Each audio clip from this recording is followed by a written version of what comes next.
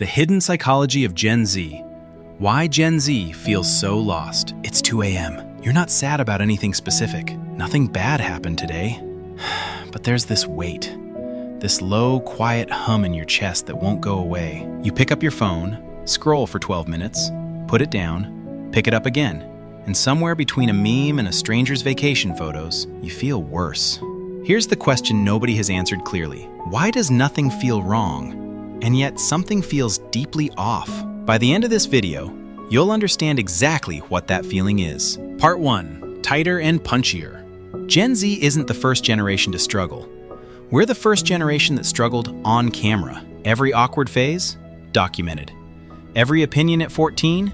Screenshotted. Every mistake? Potentially permanent. Psychologists call this continuous self-surveillance. It means you don't just live your life, you observe it. And over time, that splits you in two, the self that exists and the self that performs. Stay with that, because when you grow up being observed, you start optimizing instead of developing, and that changes everything. Part 2. Retention boost. Previous generations worried about fitting in at school. Gen Z worries about fitting in everywhere.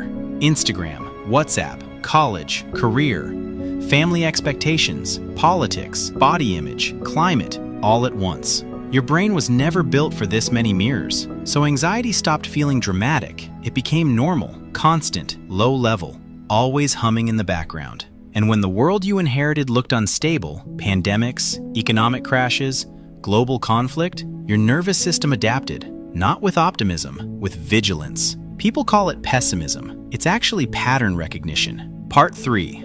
Less lecture, more mirror. We don't reject work. We reject blind sacrifice. We saw loyalty rewarded with layoffs. We saw hustle culture sell burnout with a motivational soundtrack. So when we ask, why am I doing this? That's not laziness. That's a generation reading the contract before signing their life away. Part 4.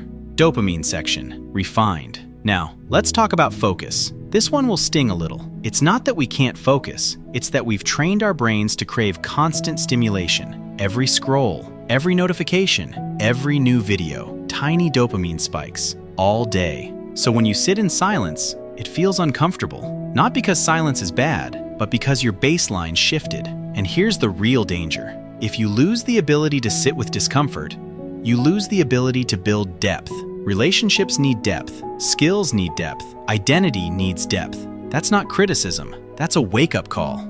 Part 5. Sharper mirror. We talk about mental health more than any generation before us, and that's powerful.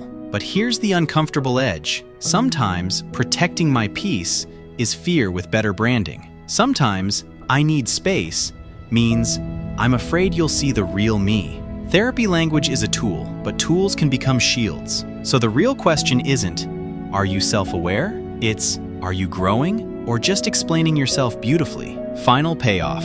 So back to 2 a.m., that weight, that hum, that scroll. Here's what it is. You learn to perform before you learn to regulate. You learn to broadcast before you learn to belong. You grew up connected to millions, but rarely fully present with yourself. That's not weakness, but it is responsibility.